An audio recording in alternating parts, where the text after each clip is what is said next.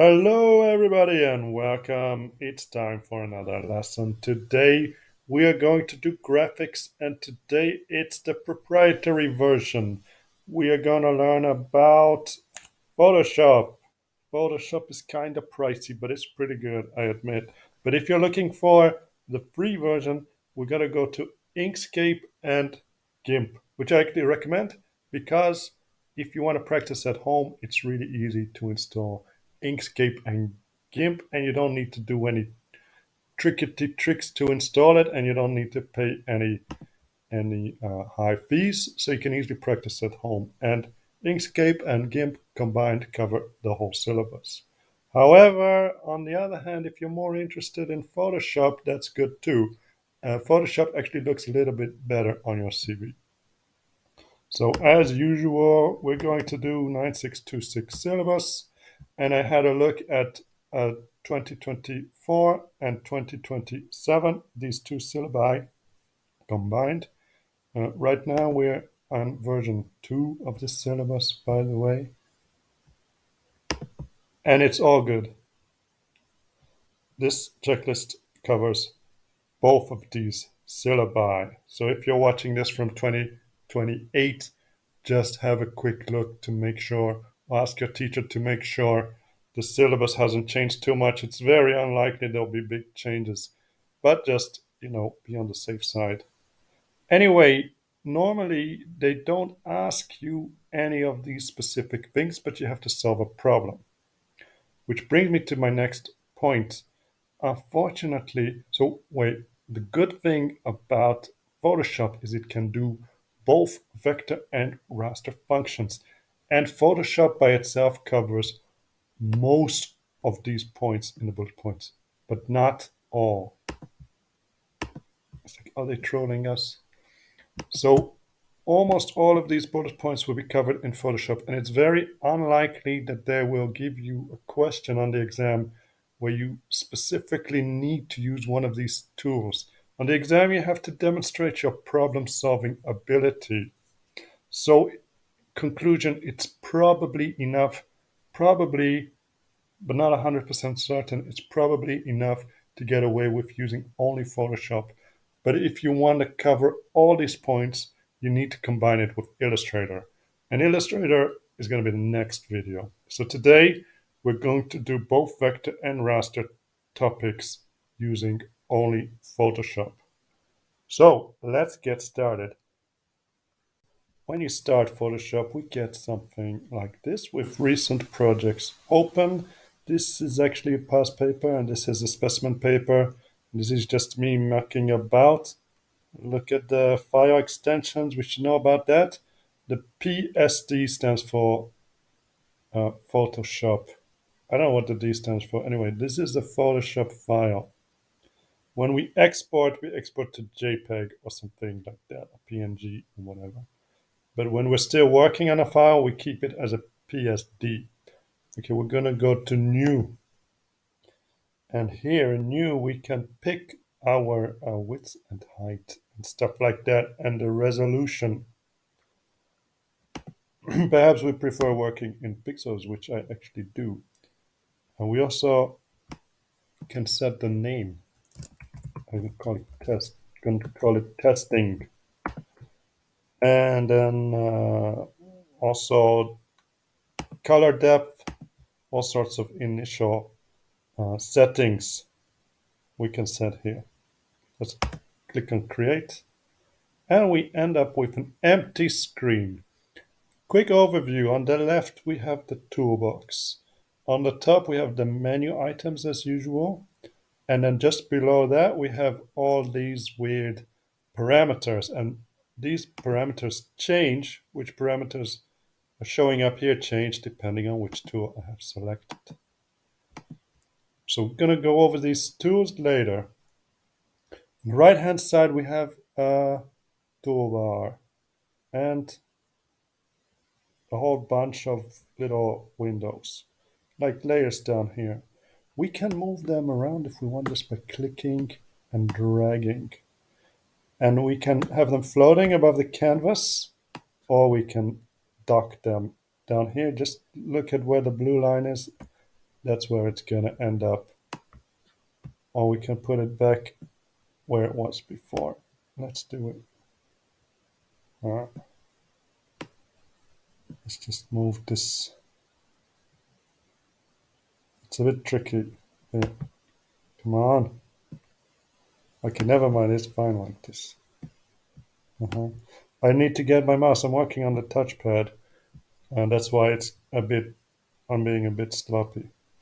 Anyway, if you don't have if there's one of these windows which you need and you don't have it open, you can always find it here in Window, and the one you need, like for example, let's say layers, it should have a check. That means it's there.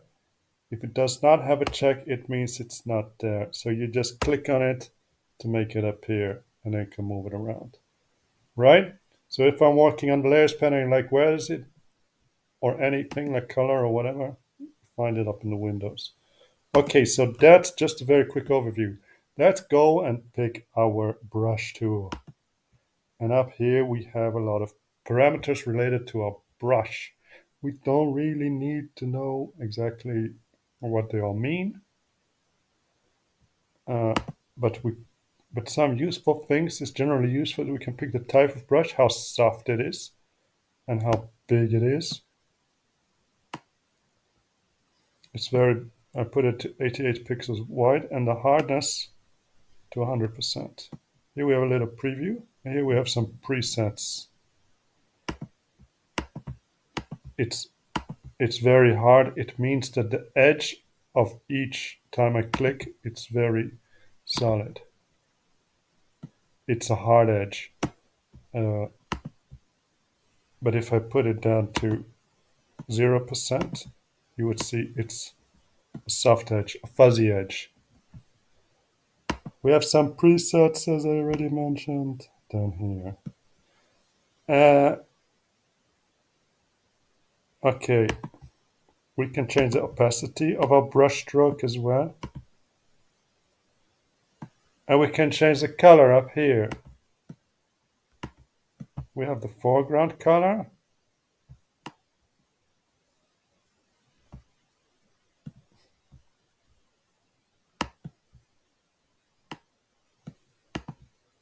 And we have the background color. We'll worry about what the background color means later. So right now, if we change the background color, it's not going to change what I'm doing. But when we're using the eraser, it's going to make a difference. At least I think so. Yeah. Let's press Ctrl Z. We want white to be the background color, so that when we're using the eraser, it's going to paint in white. Okay. But we'll talk more about the eraser later. This is a very simple brush. And now I'm just going to check it off quickly. Brush and pencil. A pencil is the same thing, only it's much smaller. Now we're going to go all the way back up here. And now that we know the very basics, we're going to start working through our checklist, starting with the layers. So here we have the layers panel. And if we right click,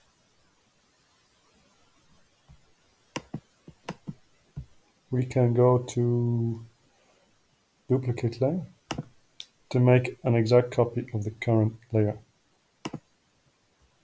And now we can hide the original layer, and as you can see,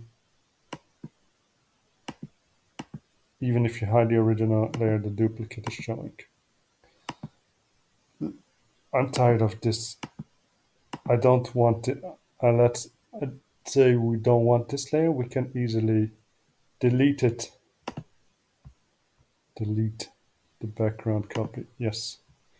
Maybe we want to delete the original. We can't. That's because it's locked. So we click on the lock, and now we should be able to delete it. Now it's called layer 0. Oh, we still can't delete it. We can't delete it because we don't have any other layers. You need at least one layer.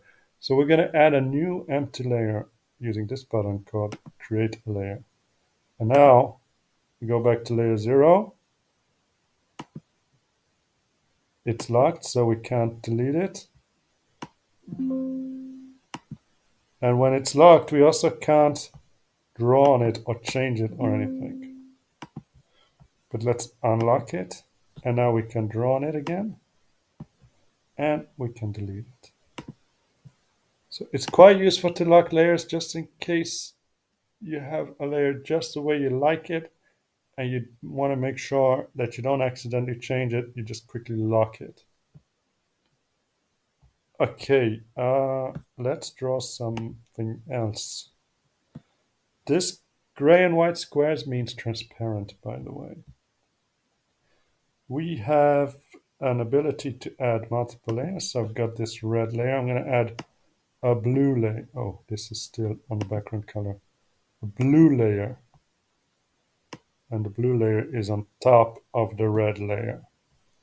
If I want to switch which one is on top, we can just click and drag. Okay. We can also, what is this? Lock the position of the layer.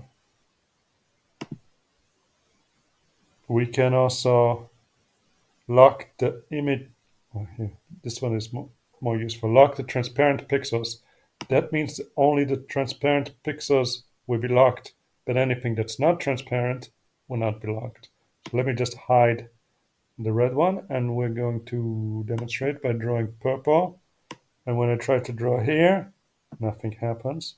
But when I draw like this, we draw the purple on top of the blue. But everywhere where it's transparent or slightly transparent, it keeps that level of transparency. Okay, let's just control Z that. And let's undo that. Furthermore, we can change the opacity of each layer. So right now we've got the layers, blue layer is fully opaque. We can make it transparent.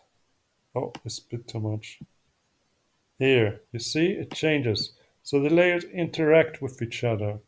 It does not necessarily have to block out the layers below entirely. Then, right now, we've got a blending mode. The blending mode is currently on normal. But changing the blending mode can also affect how layers interact with each other. So if I put the blending mode to darken, then the top layer will have the effect of darkening everything below it. Right? We also have multiply, that's also darken. All of these are different versions of darken. How they exactly work is beyond the scope of this course. Suffice to say, they all darken it, but they all do it in a slightly different way. Lighten lightens the layer below. Overlay is actually a combination of darken and lighten. But we won't go into too much details. If you're curious about this, you can just experiment around with it. It's pretty fun. Then we have difference, which is, and this. So some of these effects are pretty cool. And if you get into digital painting, you get some pretty useful options over here. I'm going to leave it like that. Okay, let's have a quick look at the checklist. We did add and remove. We changed the order, hide and lock, opacity, blend we did, flatten and merge we did not do. So flatten, merge, we can right click and I think it was right click. How do we merge?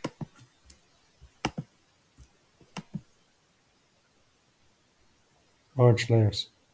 Okay, so I got these two layers. I select the top one, I hold down shift and click onto the bottom one, and then we can right click and we can merge the two layers together.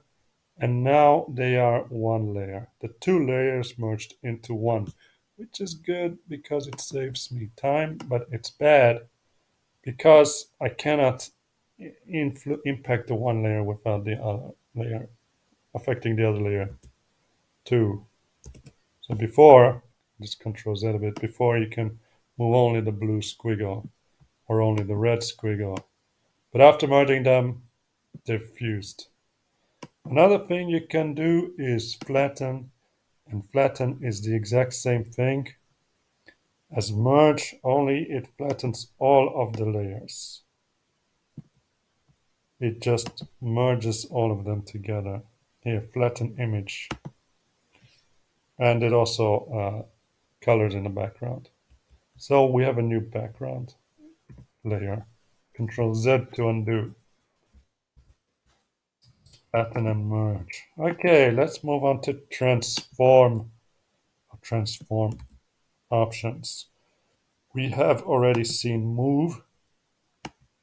That's a pretty good transform option. Now let me see. Do I remember? Edit. We can go to edit and select scale, rotate, skew, distort, perspective, and flip horizontal and flip vertical. Also rotate as well. So let's scale it. And once we click that, we can, everything on this layer will be scaled. We can also combine this with selection, but selection we'll talk about later. Oh, you know what? Let's just do it now. And let's select only part of this image using the rectangle selection tool. And then we go to edit, transform, scale. And now we're only transforming this part and moving it around. Let's Control Z. We'll learn more about selections later. I'm going to press Control Shift A. And Control Shift A. Oh, okay. I don't know why. How do you deselect here? Right click, deselect. Okay. We have edit. Free transform tool as well. Free transform tool combines multiple transforms. You just have to hover with the mouse to see what you're doing. So if you see a little rotation symbol like that, you're rotating.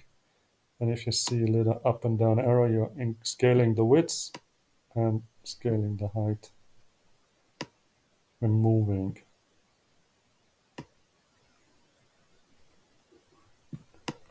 Incidentally, you can press Shift to lock the aspect ratio. If you want to be precise, you can do it up here and say, I want to scale by 50%, only the width. Exactly 50%, you do it up there. We had skew as well. Skew is like this. Let's demonstrate. And it was still flat. Control Z. Yeah. So skew is like this. Or vertical skew.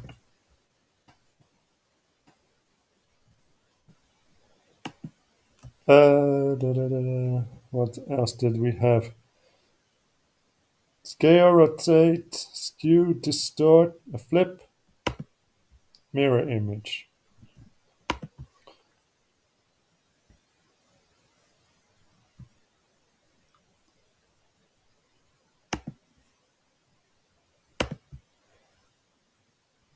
And then we also had these cool ones called distort.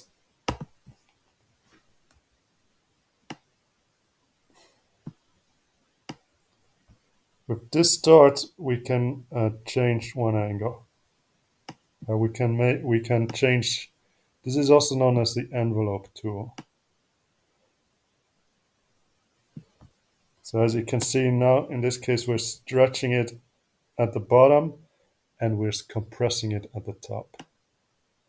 And it's very useful for creating perspective effects. let's see. Perspective, basically the same thing.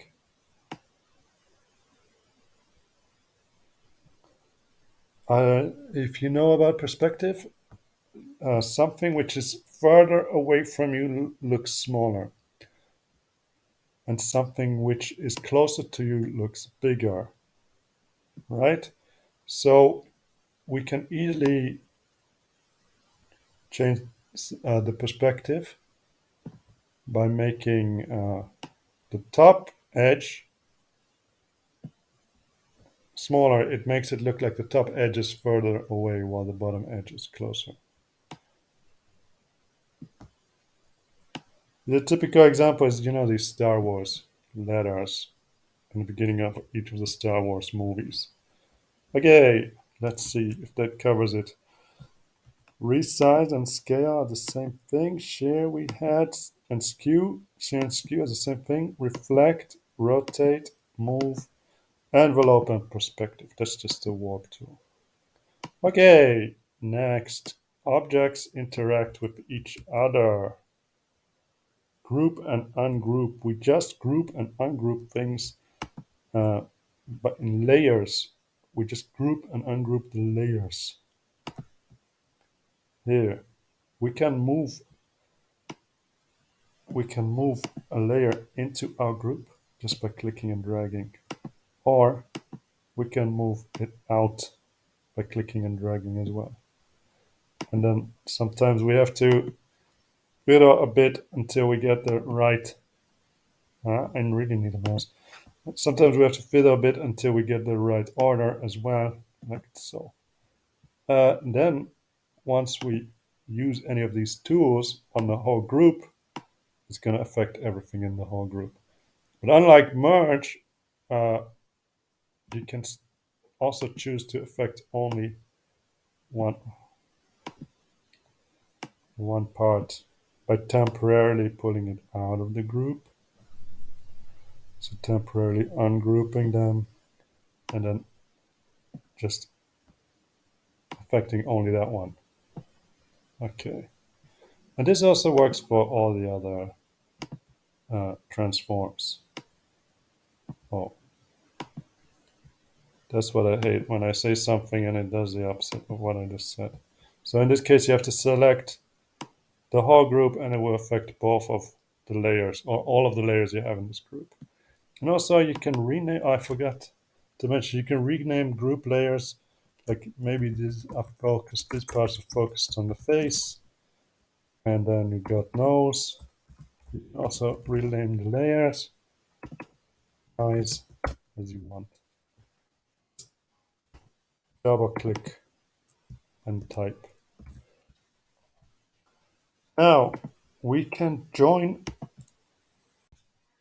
Okay, so what about join, add, subtract, and intersect? I'm gonna talk about that a little bit later because I want to talk about masks before we do that.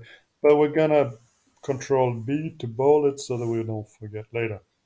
Next up is alignment. Alignment. So just to demonstrate, hold on. Let's remove this from the group. So we have three separate objects. And let's just delete the group. Hold on. And the group is gone by itself. Okay, so the group is gone. And now we have three objects. And let's use the move tool to just haphazardly put them around the screen. What if we want them in a specific way? We want to align them so that they're all nicely distributed in the page like this, but we don't want to spend too much time micromanaging it. We can select all of the objects and then we can put them all on the here uh, using group on the left hand side. So they're all aligned on the left hand side in this case. That's a bad example. It's not really clear what's going on. Let's rather uh, arrange them like this. You see, so the centers line up. Or we can arrange them like this because the tops line up. or we can arrange them like this so the bottoms line up. We can also, let's say one of them is, uh, let's say one of them is shifted a bit to the far to the left. In this case, we can distribute them horizontally so that there's an even space between them. How about if we wanted to distribute them all in a vertical line at the center of the page? Just select them all and choose this one to center align them. Oh, and choose this one to align them vertically. So up here we also have more options. So for example, we can do different kinds of distributes. Distribute that so that the tops, the distances to the tops are evenly distributed, etc., or to the middle or to the bottom. Or even interestingly, we can go to here and say align to canvas. So in this case, we don't really care about aligning them uh, to each other, but we can align them and put them to the center of the canvas. Okay, uh, let's go back to the checklist and let's say we've done all of this. Bring forward and send backward is the same as what we've already seen with layers. You just drag and drop the layers forward or backward. Now we're moving on with rulers, grids, guidelines, and snapping. We can go to view and click on rulers, and when we do that we have these rulers that appear, and when we have these rulers we can click on the ruler and drag it and it gives us guides. We can double click on the guide to set properties of the guide. Excuse me. So if we click and drag we can move the location of the guide. When we double click on it we can change the color, but I think it's fine like this. If we right click on it, we can lock the guide, we can clear the guide, or excuse me, clear selected guides, and we can edit the selected guides. And if we want, we can put a very precise value, like 112.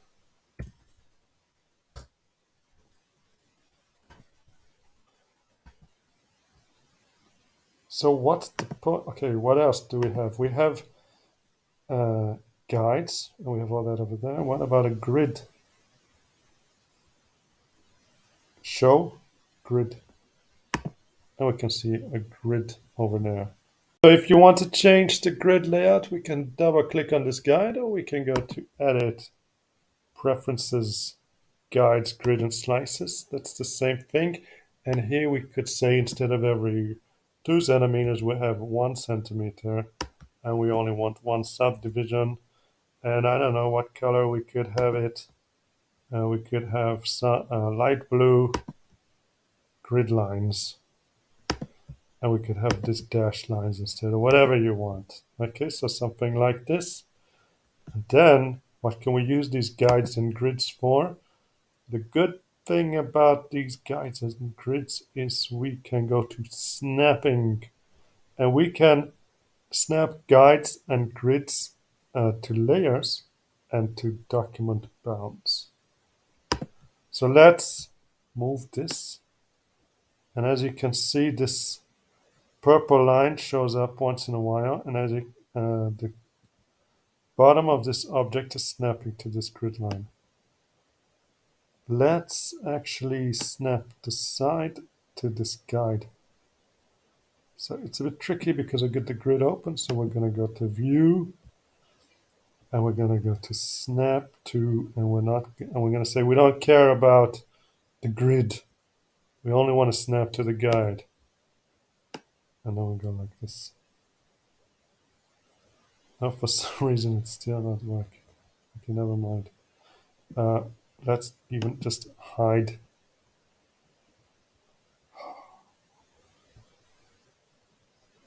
Let's hide the grid. Maybe now it works. Let's add another guide. So we can.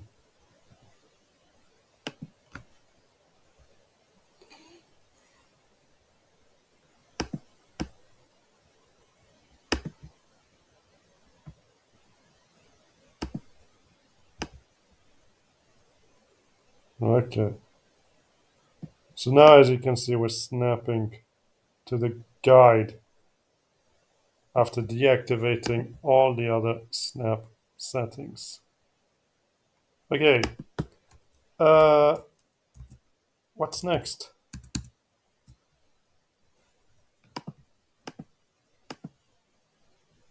We've got color and color systems. So as we can see, we have this color panel open and we can pick our hue, the color, and once we've picked our color, we can determine how light or dark it is. Dark down here, light up here. And we can also determine how much how saturated it is. Saturated means if it's very saturated, it's bright, and if it's very unsaturated, it's basically black and white, different shades of gray. So all the way on the left, it's completely unsaturated, and all the way on the right, it's very colorful. If we don't want to think in HSV, hue saturation value, we can also click on these little dots on the right hand side and we can go to RGB sliders. And now we've got the amount of red, the amount of green, and the amount of blue. So zero green, 0 blue, and 100% red equals completely red. Right? What else do we have? We also have CMYK. This is useful for people.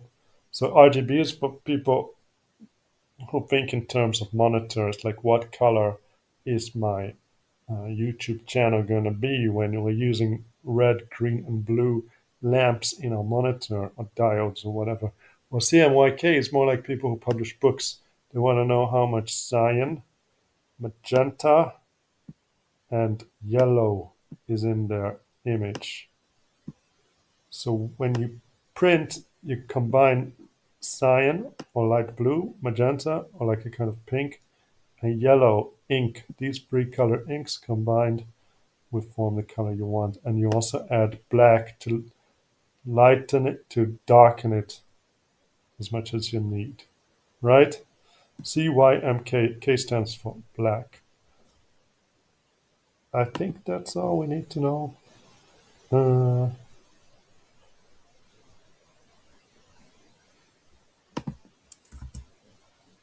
on. So that's color systems. Color picker. Let's say we have a color, we don't know its values, we don't know its CYMK or RGB values. We can just pick it using the color picker, which is over here. It looks like a little pipette, an eyedropper. I'm gonna just pick this red color. And now, as you can see, yeah, let's change it to hue cube. Here it's up here, it's this color. Or I can pick this and it's blue. In this way, we can also mix colors really nicely. So remember when we're talking about, here, I'm gonna make this one darken, or lighten. It looks nicer. So here we have a kind of pink that's a mixture between the red and the purple from these two layers. And if we don't know the values of this, we can just use a color picker to pick it and we get the pink. And then we can brush paint with this color instead. Okay, that's really simple. Next, let's talk about crop and clip. Crop is a very easy one. It's this tool, and we can just use it to cut off part of our image. We just say we only want to keep this part and the rest is a mess. And we just do it like that. Enter to finalize. Control Z to undo. Okay, that's crop. But what about clip? We're going to create a clipping mask. So I downloaded a little something to demonstrate this. It's downloaded from Pexels. It's a pretty useful website. To import it, you just drag and drop. And now I'm going to create a mask. Let me get rid of these stupid guides. Hold on. View guides. Clear all guides. Okay. So I'm going to draw my mask for let's draw a mask first. I'm going to create a new layer. And we're going to brush. Where's my brush tool? Oh, I'm so absent-minded. Here it is. And we want a nice soft brush. Make it a bit bigger. Something like this. And we are not at all. Oh, let's change it to black. We're not interested in the uh, water background. We only want the bird. But we can keep a little bit of the water background. So that's why I picked a soft brush.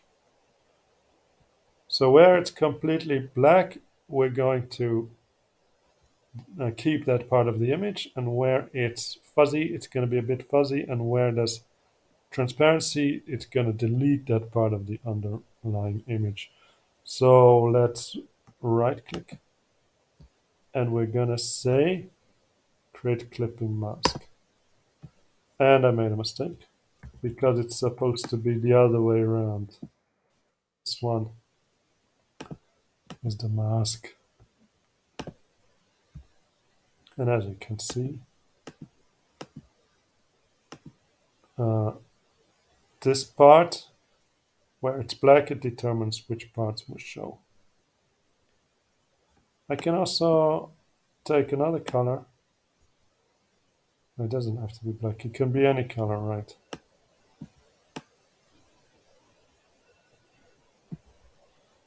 That's the part of the underlying image which we will see. And that's called clipping. So we don't have to do something like that. We can just pick any.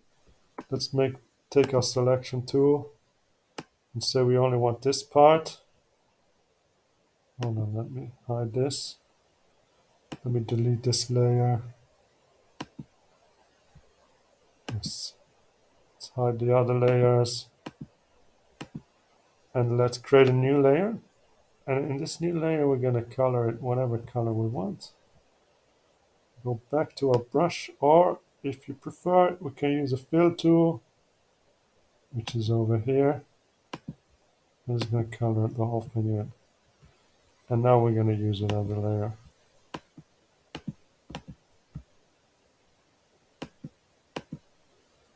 Oh. And now we keep only this part. So this layer, the below one, acts as a mask. And this is what's called clipping. Next, we're going to talk about exporting. We'll do the easy ones first. We start with BMP.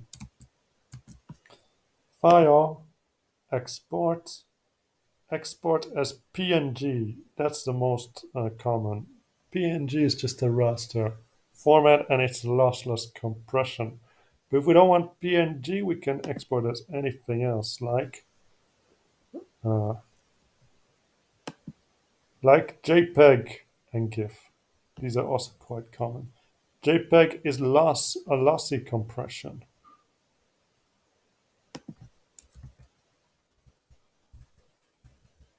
This was a bit confusing as I remember. So we know JPEG, PNG, and GIF. If we want to export bitmap and TIFF and PDF, it's a bit different. We have to go to, where was it? File, export, export preferences, and then it was legacy. Use legacy export as. Okay. We go to File, Export, Export PNG.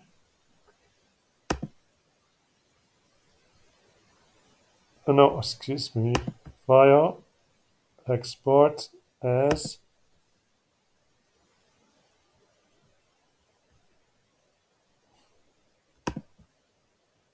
And now we also have the option for SVG. SVG is actually a vector graphics, and we haven't talked about vector yet, but we just go to File, Save As. And then here we can do PDF or TIF. Excuse me, BMP doesn't work like that either. So unfortunately, if you want to save as BMP, what I recommend is you just go to File, Export, Quick Export as PNG, and then open that file in Windows Paint, MS Paint, and then just when you're in MS Paint, you'll be able to save as a BMP file. I don't know why they're being so complicated. It doesn't really matter. But in the unlikely case that they specifically want a BMP, just do it like that. Open in Paint, save as. Yeah, first export to PNG, then open in Paint, and then save as. Excuse me, where's my checklist? Here we go. PDF, TIFF, BMP, export. Next, we're moving on to text. So we have a text tool as well, which is this one. And we just click and start typing. We can set the text color. I don't know why it's blue.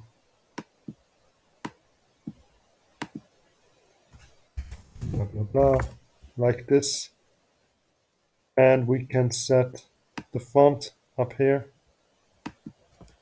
Let's just press Ctrl A to select all the text and then change the font. And we can change the size. And we can also align it. It's a bit big, it's super ugly. Let's change the size back to something more reasonable. And up here we also have a text deformation tool. And we can change the shape and all sorts of parameters. And we can fit it into all sorts of weird shapes. Like a fish eye, the famous fish eye. And we see what it looks like over there. Okay. We can also give it three-dimensional effects, but then let's just not do that. We don't really need to. It's not really mentioned in the syllabus, so there's no point.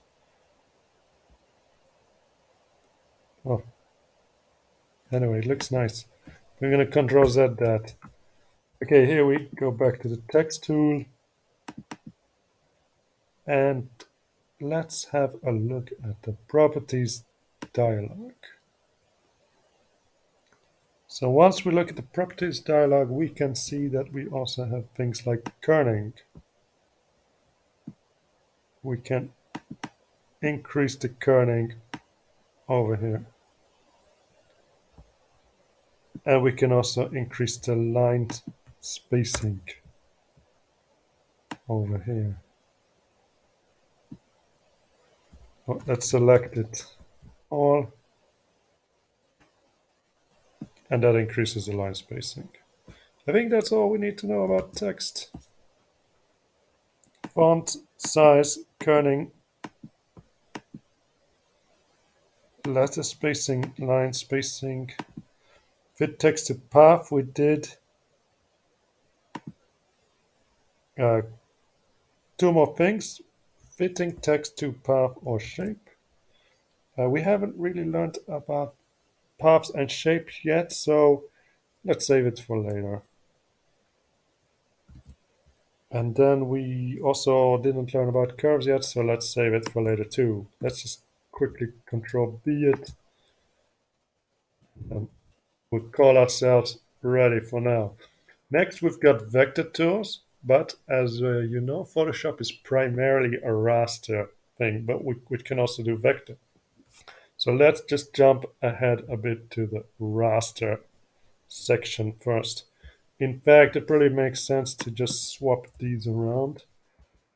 Take these and we're gonna move it all the way to the back.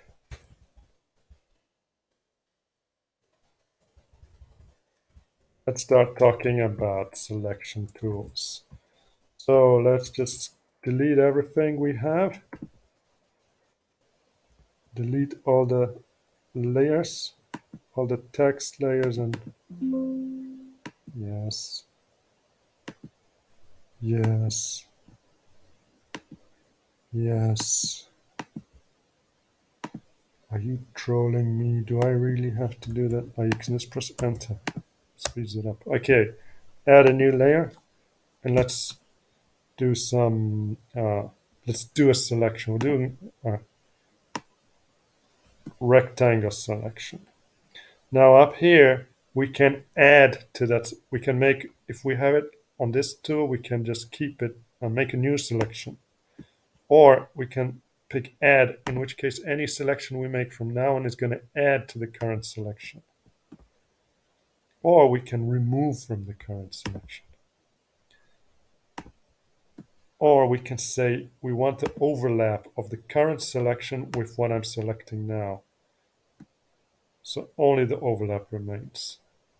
And we can do that not only with the rectangle tool, but also with the oval selection tool. So we can make circular selections and stuff. And we can cut out from our selection. So we can end up with some pretty advanced shapes. Let's go to the fill tool and fill it up. And let's create a new layer. And in this layer, we're going to use the lasso selection. The lasso is basically freehand selection. And we can also use we can make a new selection. We can add to our selection.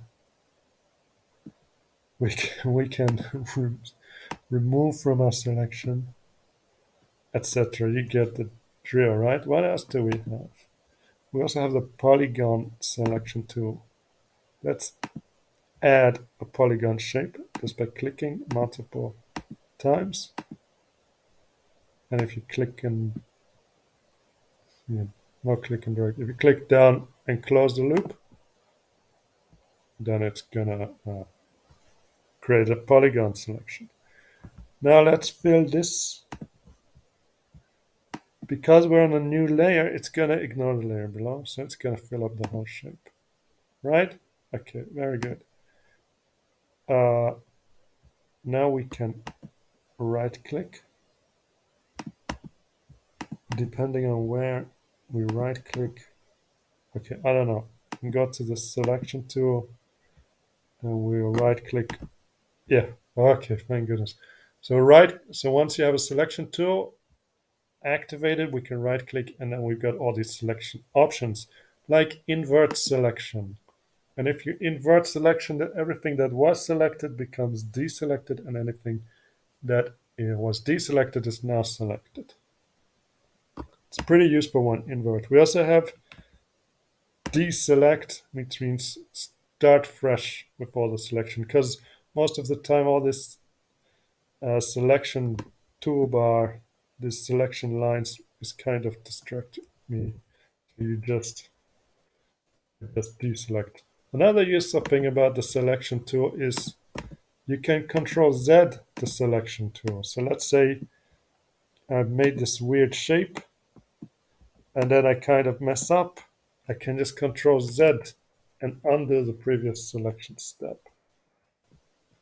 Okay, next I'm gonna go back to the picture we downloaded before and let's move it to the center and let's pick another selection tool, which is the magic wand. Yeah, the magic wand selection tool. Oh, pick the layer, and once you click on it, it selects this whole region. It selects a whole region based on the color.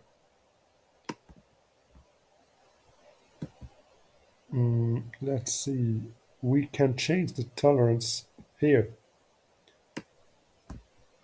like make it much less tolerant, and it hardly selects anything at all. Make it much more tolerant, and it's basically going to select the whole picture. So it's just a question of finding the right value. Let's say 10. If we want to select only uh, this swan. Remember, we can always add to the current selection like this. And it makes our life a little easier. In fact, I want to be just a little bit more tolerant because it's taking too long.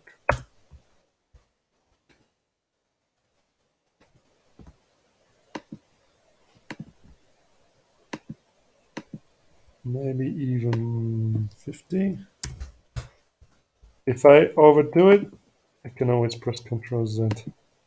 Oh, Ctrl Z.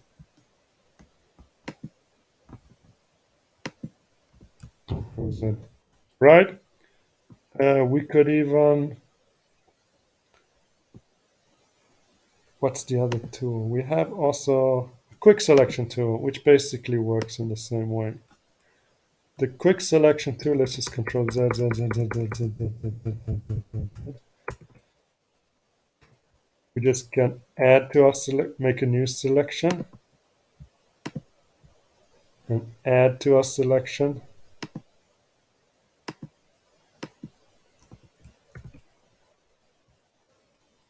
Do it like that. And subtract from our selection.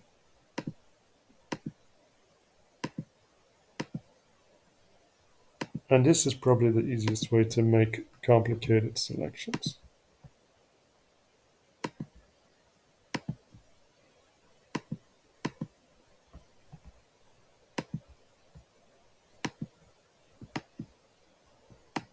And now we can just press Ctrl X and Ctrl V. Right click. We're going to take our eraser and we're going to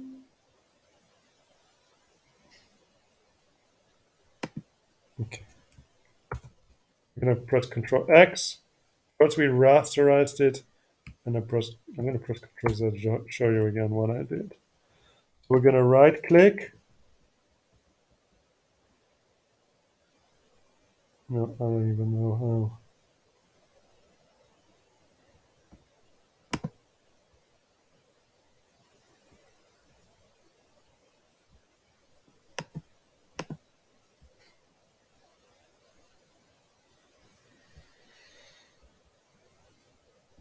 What I just did is I tried to draw on the object. And then when I tried to draw on the object, it says this smart object must be rasterized. Is that okay? And then I say, okay, why not? And now I can press Ctrl X. And then I can cut away the water, the swan. I'm going to make a new layer and Control V. And here we have the swan cut out nicely. Right? Okay. So that's the lasso magic cut out, we just did crop.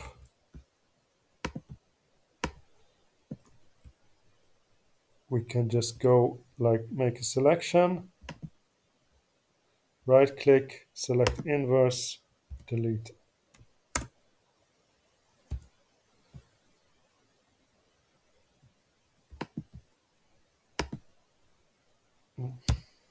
Like so. Make sure you have the right layer selected. That crops the layer. So next we have color select. We can go to select in Photoshop and we can go to color range and we're going to select a whole range of colors. We have the eyedropper, so let's say I want to select this light blue, and then here's a preview of which parts we're going to select. Basically everything is blue here, so it's kind of hard but to demonstrate. But if we got select white, it's going to select everywhere in the picture where it's white enough. We can change the fuzziness to increase the range which we're selecting or decrease it to be stricter. For example, let's pick the beak that's orange and then increase the fuzziness. Oh, that's too much. And then we're only picking the parts of the picture where it's orange. We can also use this plus to add to the selection. And if you pick enough colors, oops, that in this case, if you pick enough colors, you'll select the whole beak. And you can also use minus to remove a color from the selection. And once you're done, we press OK. And now we have the selection, and we can remove that as well. Okay, next we're going to talk about masks. We already learned about clipping masks. In this case, we're going to learn about a regular mask.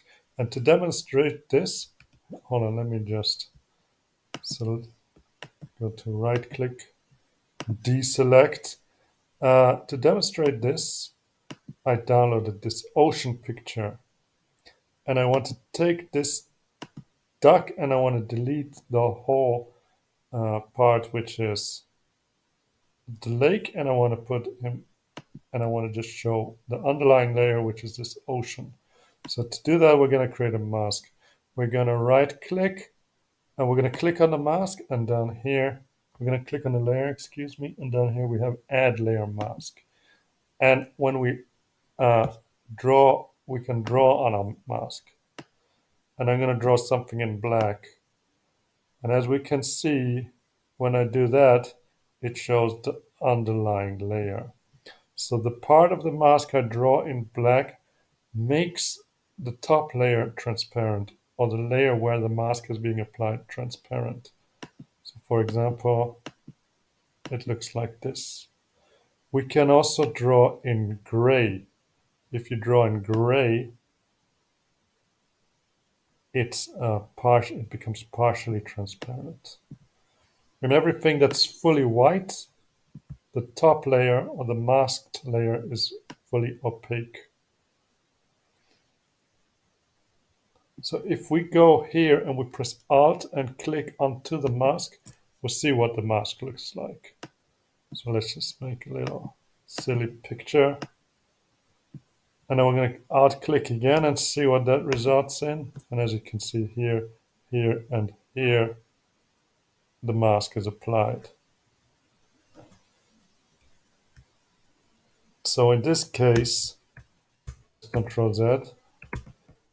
So in this case, we want to hide the background and show the goose. But the easiest thing to do would be just to paint the invisible part first. So we're going to paint the goose first. Maybe increase it a bit more.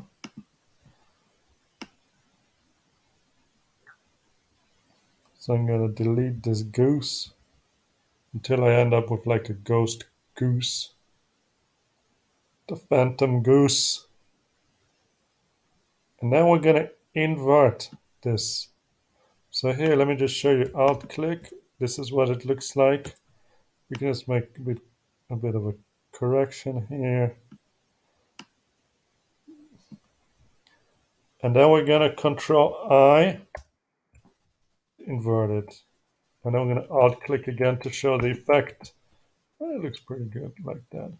And we can correct it even more. We can decrease the size of the brush. And we can try to fix things up a little bit over here, for example. And over here.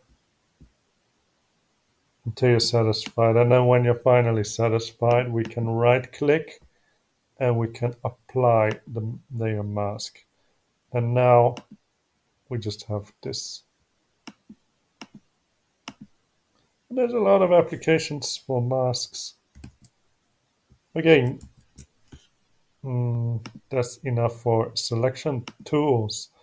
Next, let's talk about about gradient fill. So we already had a look at, let's make another layer and let's do a selection. And we already had a look at, where's the fill bucket? Any color you want, you can fill it in the selection. Or if we're here, let's rasterize it. You can fill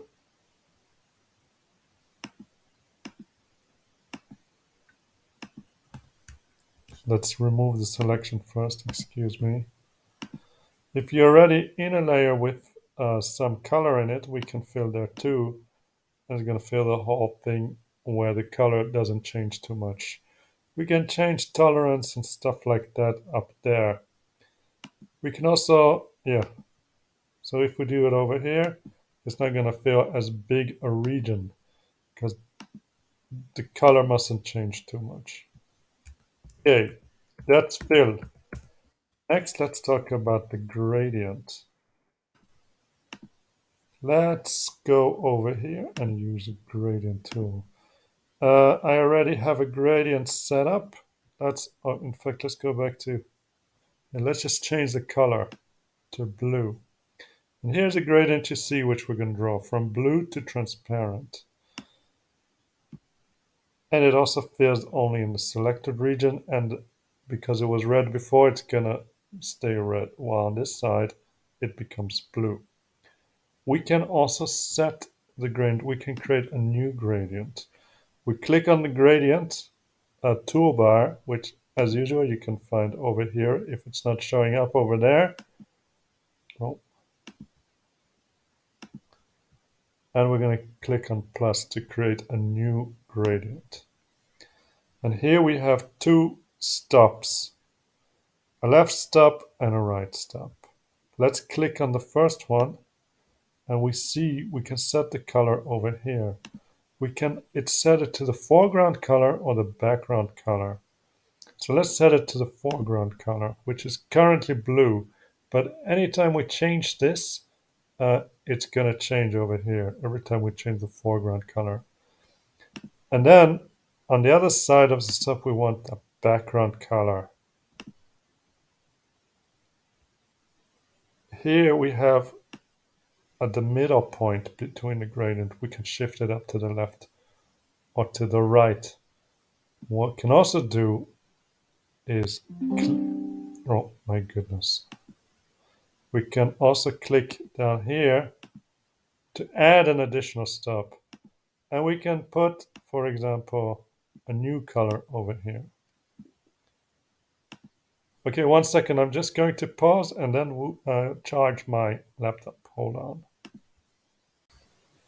Okay, let's set the name. And we're going to call it a new gradient. Click on new. By the way, we can also change these stops up here to make a change in the opacity. So for example, I want to start with, excuse me. Oh, Z. So we're going to start with an opacity of 100%. And then we'll go to an opacity of 50% over here. And then go back to an opacity of 100% something like that. For example, if you want to make the opacity also change uh, with the gradient. But you know what? I'm going to leave it as it is. So we're going to just drag these stops out. Okay, and we're going to continue with this gradient. So now we have the gradient tool and we have our new gradient in here. If you don't have it up here, you might have this one. For example, you just scroll all the way down until you find our new gradient. We can hover over it to see the name called new gradient. And then we just click and drag to create the gradient where we want it. We don't have only a straight gradient, but we can also make a radial gradient like this.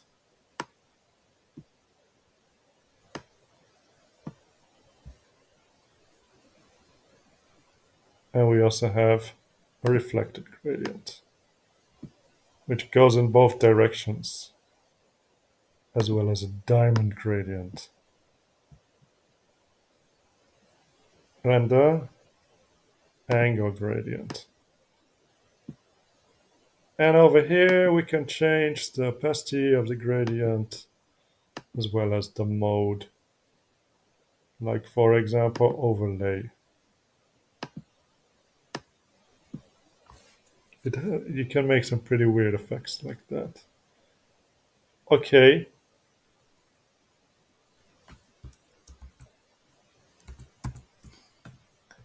That's all for solids and gradients. We can also convert to black and white and grayscale. Let's go to the selection tool, right click, and image, and we go to mode. And we can change the mode. We're right now in RGB mode, but we could also go to grayscale mode.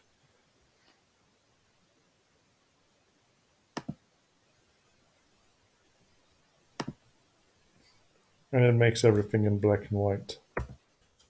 Control Z to undo. We can also change the number of bits per channel. So there's more color information, the more number of bits in the channel.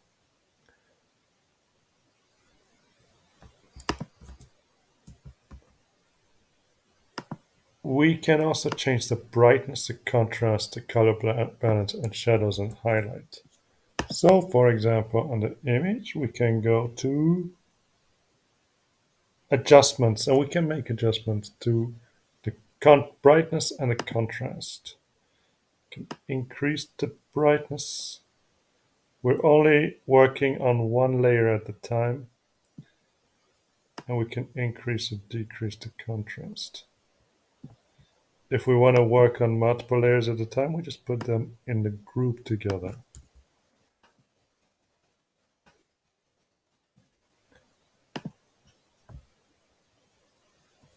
And select the group, and then we'll go to image. We can't. That's great. Something like this. No. Okay, so you can only work on one layer at a time. Unless we merge the layers first.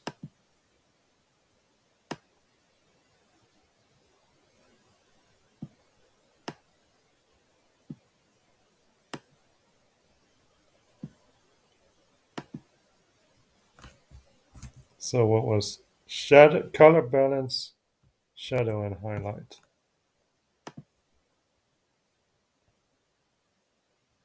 Color balance, we can increase and decrease the amount of, we can amplify certain colors.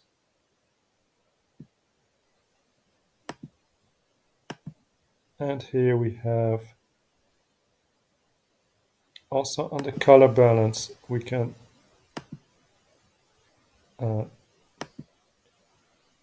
highlight the, change the highlights, change the midtones and the tone balance.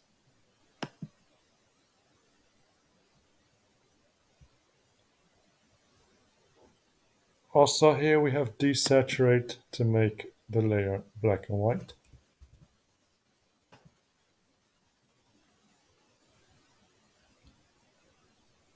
And there's a lot of filters. The last one, which we're going to talk about, shadows and highlight. So we can amplify the shadows, or we can amplify the highlights. Or was that the other way around?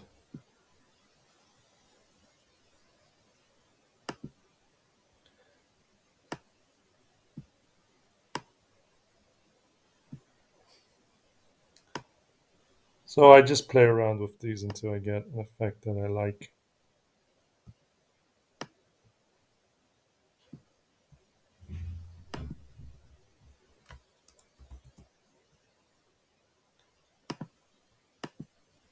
We also talked about color depth as well. Next, let's talk about resolution. Under image, we can go to image size, and we can change the size.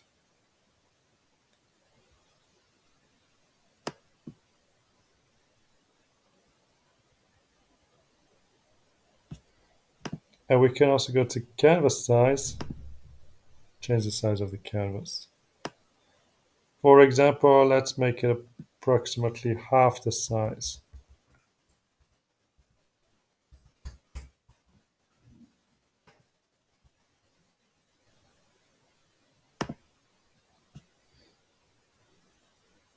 If you want the image still to fit, you have to scale the image.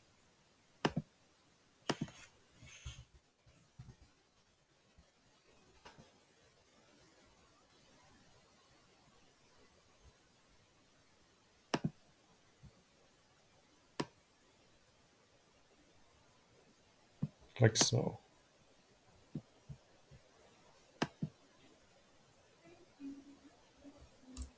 I will.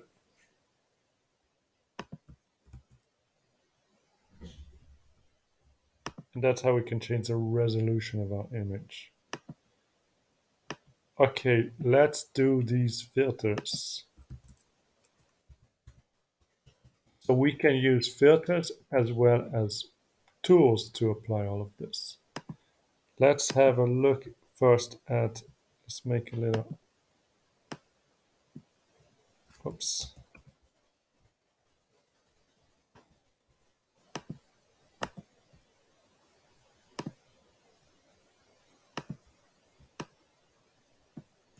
Selection, and then we're going to go to filter, distort.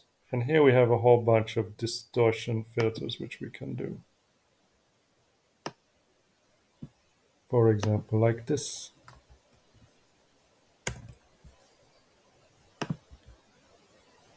We can also do sphere.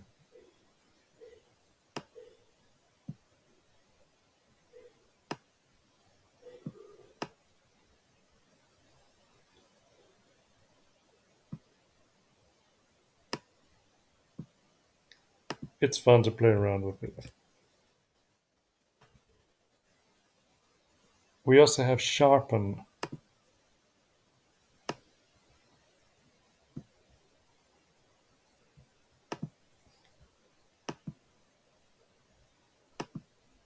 If you sharpen multiple times, we will see that very slowly the image gets sharper and sharper.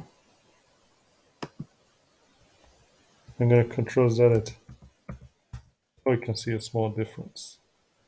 Okay, we can also blur.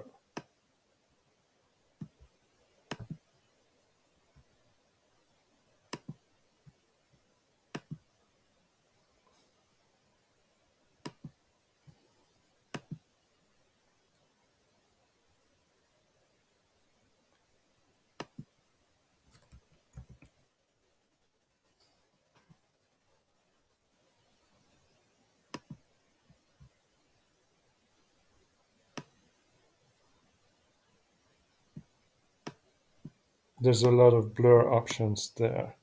I recommend box blur because you have most control.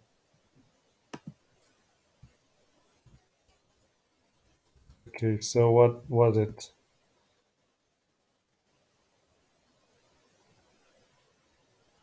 Distort we've seen, blur and sharpen. These exist as filters, but they also exist as brushes.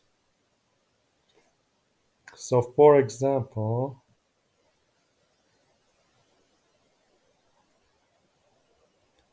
here we have the blur tool.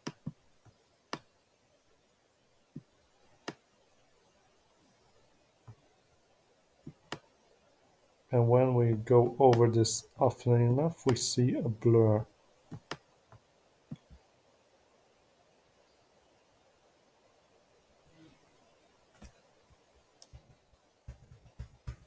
As you see, when I press Ctrl Z, you can see the big change.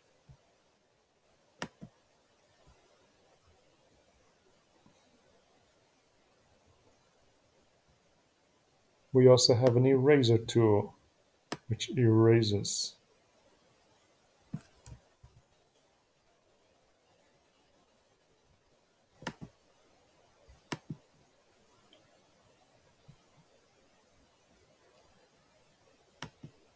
We also have a smudge tool, a sharpen tool. Let's have a look at the sharpen tool first. As you can see, it sharpens the image. And we have a smudge tool.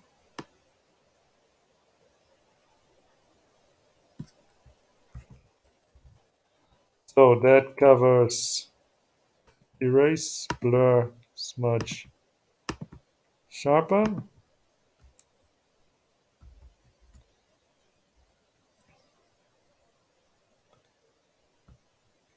We also, let's have a look at the clone tool next.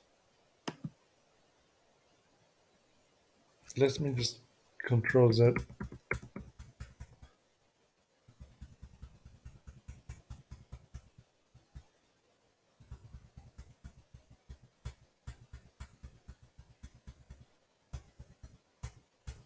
I'm just going to control Z until we get the original picture. Let's delete this.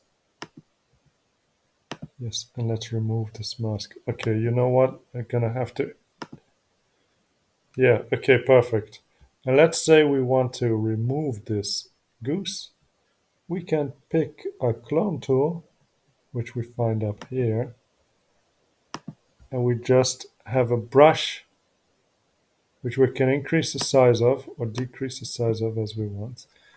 And what it does is we have to take an area and we're going to copy that area. So hold down Control to select this area.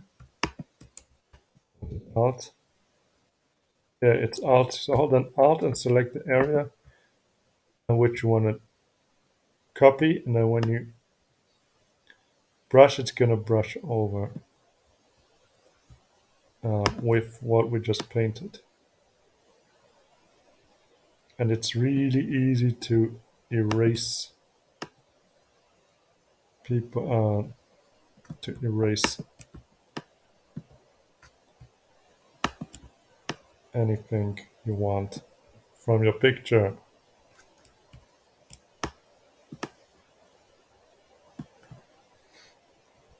Okay, so that's the clone tool. And finally, let's talk very quickly about the red eye removal tool.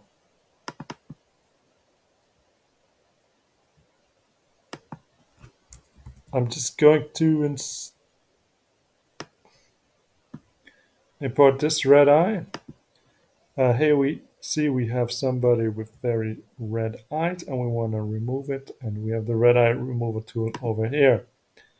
So basically, let's click on it first to rasterize the object we just imported, and we're going to click on around the eye. And as you can see, it automatically removes the red. If you're not getting the same as me, make sure that pupil size is on 100% and darken amount is about 50%. That should work fine. And that's the red eye removal tool.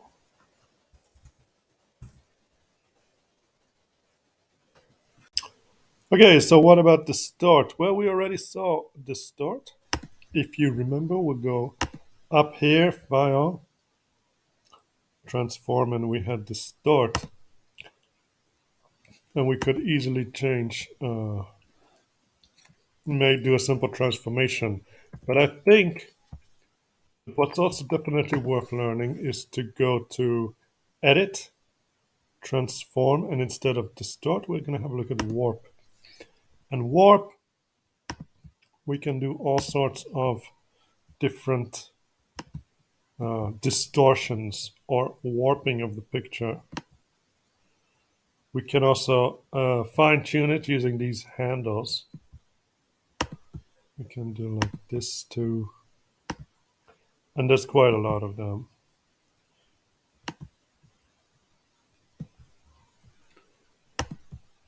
This is a pretty good one. And this is a pretty good one.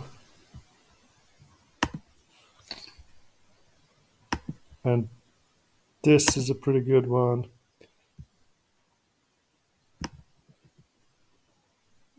It's funny. Okay.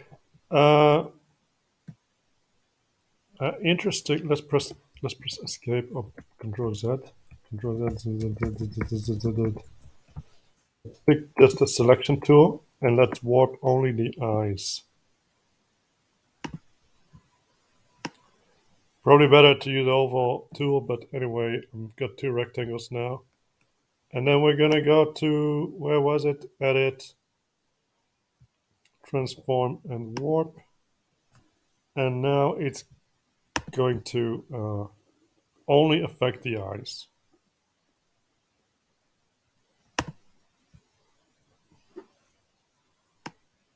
So we can do some pretty funny effects. Either one eye at a time or two at the same time, but then we're gonna need something over here where we're gonna need to use the clone brush to fix it. So here, let's use the clone brush. Hold on Alt.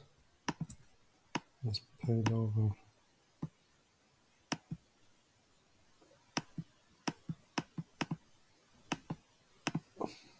And now it's we'll need to do it over here as well. Gonna pick another area.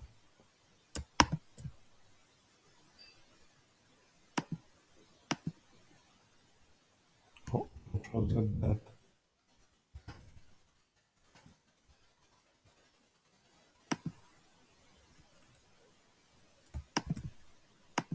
I think you get the picture.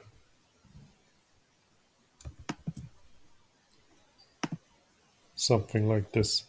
Okay. That covers the start and that covers the raster section. Next, as I mentioned, Photoshop also does vector tools. Let's start with the basic vector tools, which is freehand. So here we have shapes. We've got the line tool. I right click on it and we have all different kind of shapes. So let's keep the line tool and let's just click. Oh, okay. Let's not keep the line tool. Let's press Control Z. And let's go to the pen tool rather. And when I click, we don't have the freehand tool. Okay, never mind. I was pretty sure we had it. Let's start talking about the Bezier curves. This is the pen tool. So I'm going to get rid of this face because it's kind of distracting me. Okay, so we're going to, let's hide this. Let's just delete both these layers.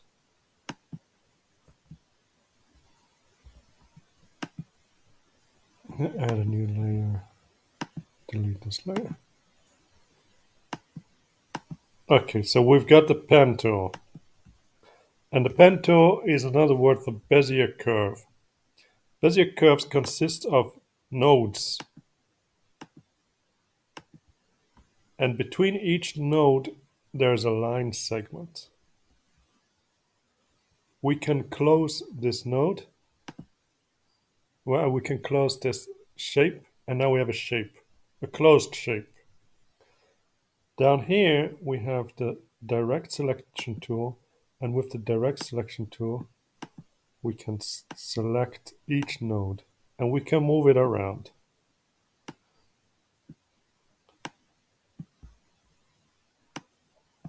We also have the path selection tool, and using the path selection tool, it treats this shape as an object. Okay, we also have the ability to add additional anchor nodes. And then once we've added a new anchor node, we can use the direct select tool to move it. You might notice that this anchor is actually curved. You have curved and straight nodes. So let's convert this using the convert point tool. And now we've made it straight. And if we want to make it curved, just click and drag on it. So let's make all of these curved. Now we can make a real weird shape.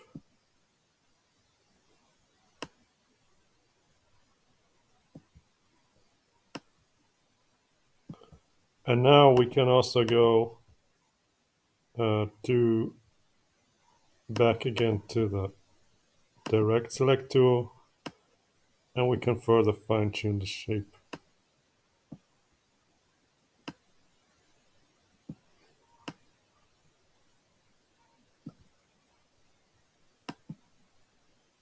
Let's put this like this. And let's put this like this. Hey, why is that?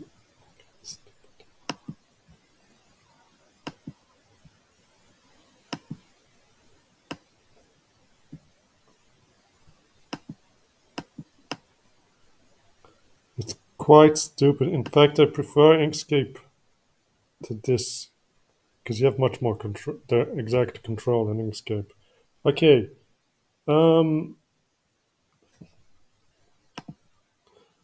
We can also fill up our shape once we've created. So I'm going to right click.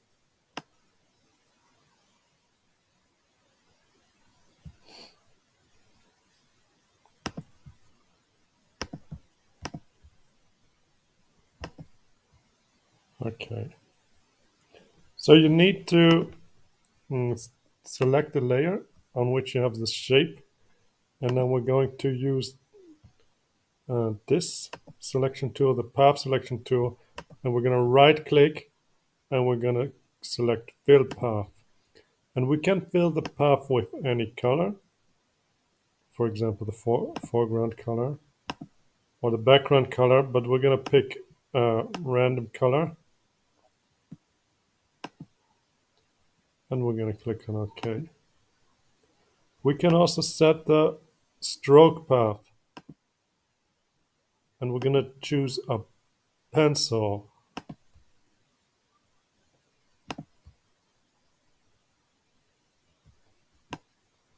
And we're going to choose blue.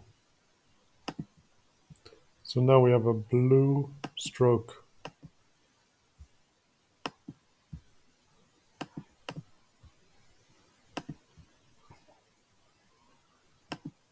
We could also choose a brush.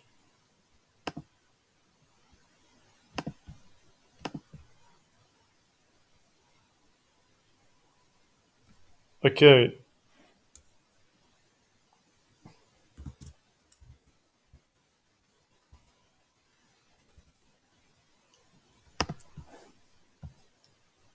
So that's Bezier curves.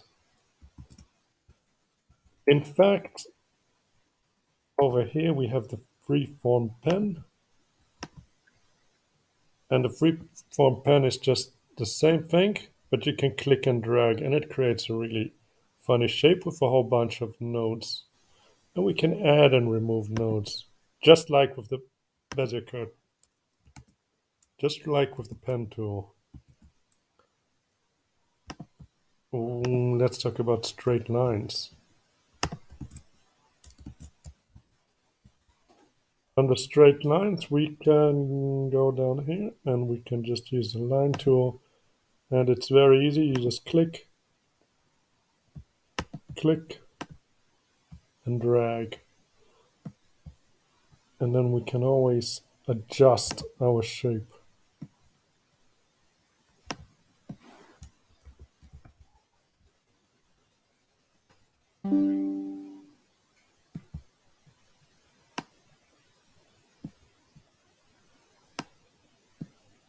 Or we can move it. Here in the properties, we can change the fill. And we can also change the stroke.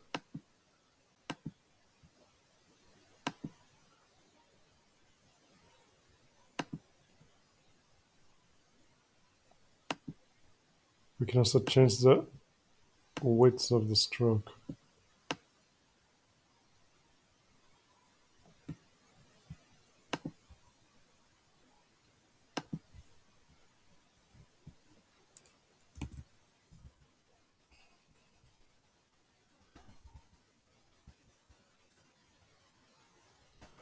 And we also have a whole bunch of shapes that we can draw.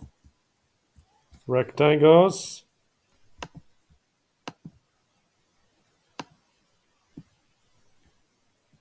And once again in the properties, we can set the fill to anything we want. And we can set the stroke to anything we want.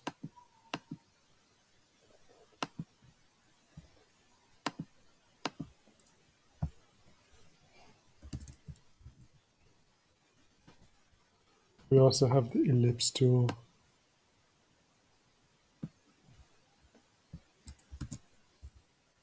Rectangle, ellipse. A circle is an ellipse. If you want to draw a circle instead of an ellipse, you just hold down Shift, and that will make sure that it's a circle. A circle is in fact a special case of an ellipse. We also have polygons. Polygon 2 is over here. And you just click and drag.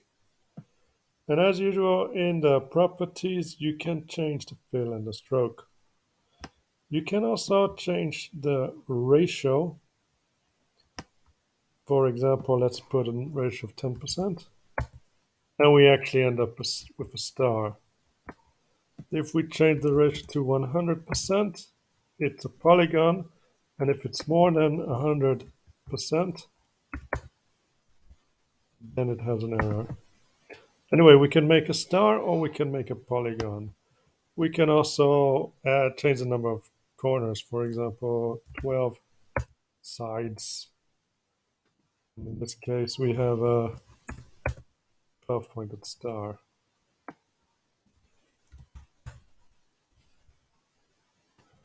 Or two. No, you can't have a two-sided shape. Four-sided star. You can also change the rounding.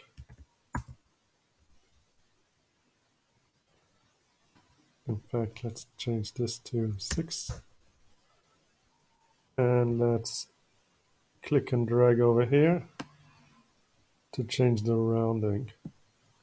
You can't really, here, cancel. Okay.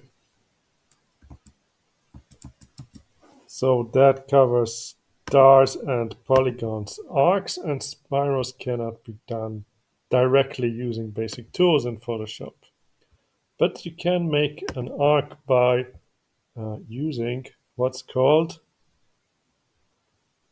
by combining shapes here. Using join, add, subtract, and intersect. Anyway, let's move on with selecting objects, convert to curves, replicate, and transform tools. So we have an object over here. And let's go over here to our select tool. Remember we had direct select and path select. When we have direct select, we see that we can select each of these individual nodes.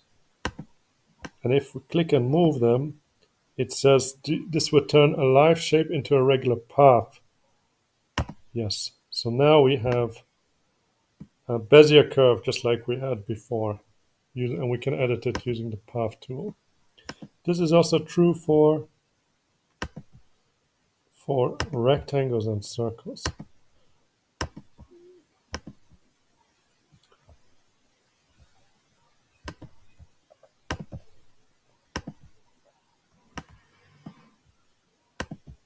Or circles. We need to select the appropriate layer. And now we can modify this circle.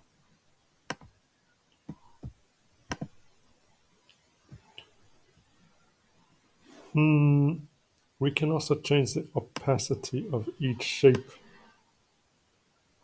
just by changing the opacity of the layer. Also, if we use the select path tool,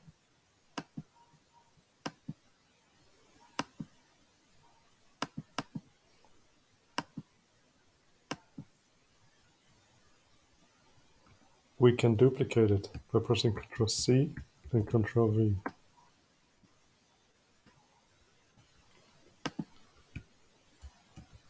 So we have to select the layer first, which contains a path we want to duplicate. Ctrl C, Ctrl V. So that's replication. Convert to curves. Transformation tools. If we select the path, we see these white squares. That means we can elongate each shape or shrink it. We can also rotate it. These are the transformation tools we have. We've already seen how we can change the solid fill of each shape in the properties panel, for example. Let's select the shape. And let's go to properties.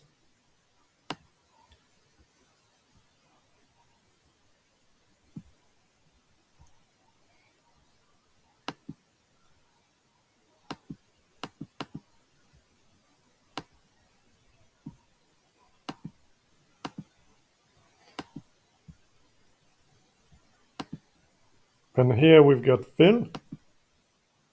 We can change the fill. And we can change the stroke as well.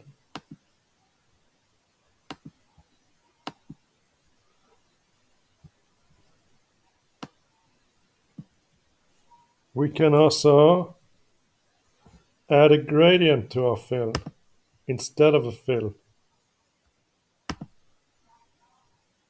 Remember, we can pick any gradient which we've created ourselves. Any pre-existing gradient or a gradient which we've created earlier. And we can change it down here too.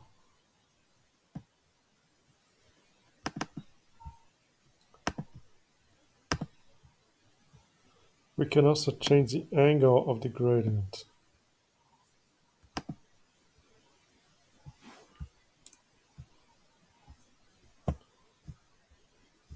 Okay.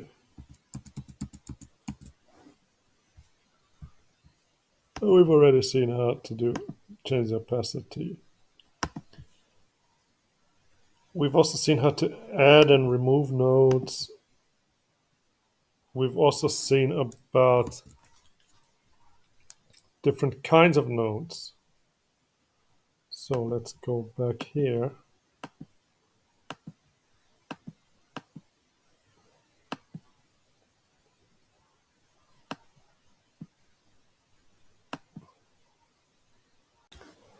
Okay, so align and distribute nodes. It's not so easy to do in Photoshop, so we're going to do it when we cover Illustrator. Tracing too. Tracing actually cannot at all be done in Photoshop, but we can do it in Illustrator, so we're going to talk about it when we get to Illustrator. Next, I told you that join, subtract, and intersect and add. I want to talk about it on another after doing vectors. So let's talk about it now. Now we've done vectors, so let's talk about it. This is basically about combining shapes. If we're only talking about raster, we can join by merging two layers together. Same for add. Subtract, it's just another word for clipping mask. And intersect too, it's another word for clipping mask. So these can all be done by combining a mask and merging layers. Okay, but when it comes to vectors, we can combine different shapes together. So for example, let's say we have a oval, and whenever we draw a shape, it gets put on its own layer. But we can combine the next shape we're going to draw, for example, a rectangle, with the shape that already exists. And in order to do that, uh, before drawing the next shape, we're going to have to pick up here, instead of new layer, put the next shape I'm going to draw to new layer. I'm going to combine it with the shape that already exists. And in this case, it's going to join them together. So now, as you can see, the two shapes have combined to make one big shape. And it only has one layer. And if I change the properties of this shape, it changes the properties of the combined shape.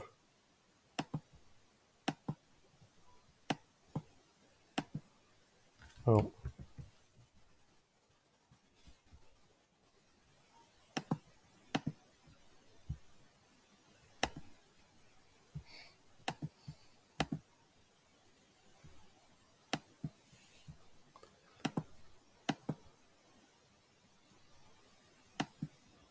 there we go. So it changes the property of both shapes.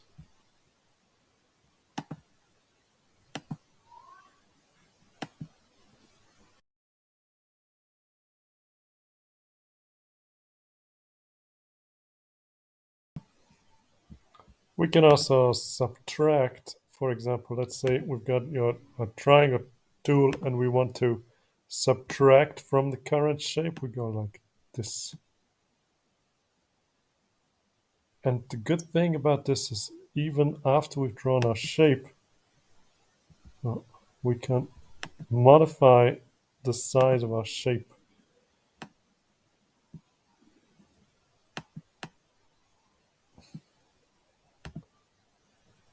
And it combines the shape in a different way.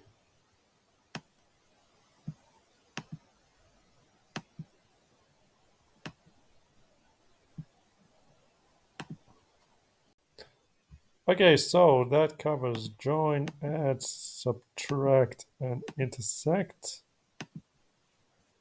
And finally, let's go to the last things about text.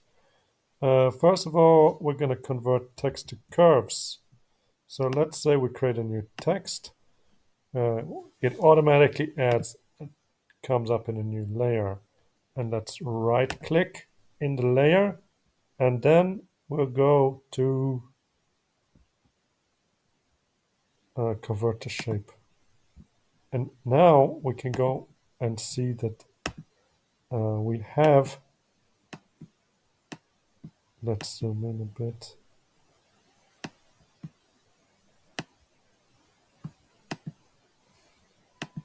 A different paths over here. So this text has been converted to different shapes or to different paths. Let's see if we can zoom in a little bit.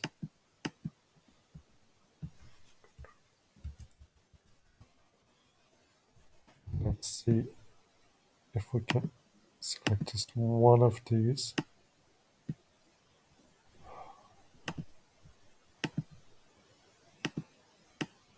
And as you can see, we can modify each of these nodes. So in other words, it converted the text into anchor points.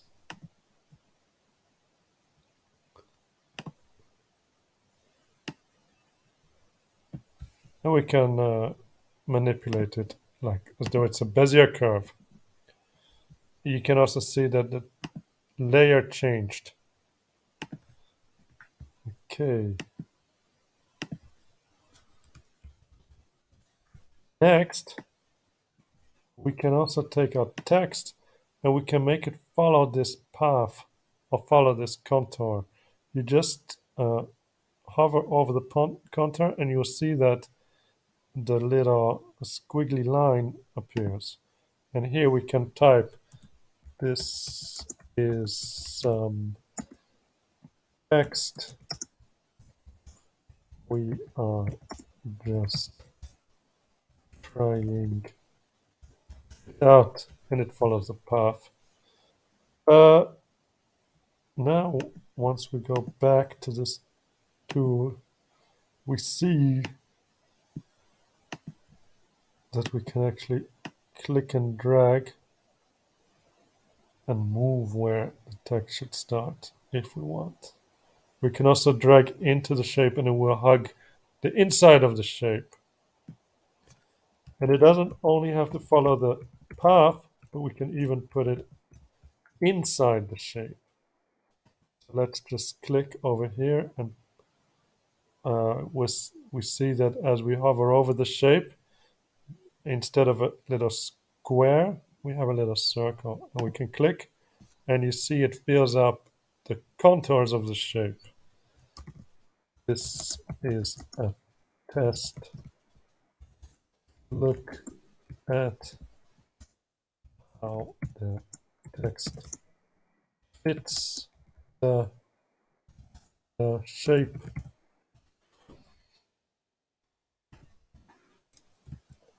So that's setting text in a shape and converting text to curves as well. And that's it from me for now. We've done almost the entire checklist. There's only just a very few things that we haven't done. Arc spirals, align and distribute anchor points, and tracing pictures. So basically you ought to be able to solve using only Photoshop essentially 99% of possible questions that come up on the exam. But remember, it's a completely different thing to know all of this uh, abstractly and just to know how the tools work. You have to be able to solve practical problems with it. You have to be able to do practical things. So you have to practice as many exam papers as possible, but also make sure that you know this checklist as well as possible. Because you never know, there might be a question on the exam that has never been on the exam on any of the past papers. So make sure you know as much of this as possible and make sure you also have a practical mindset. Anyway, that's it from me for now. See you. Have a nice afternoon.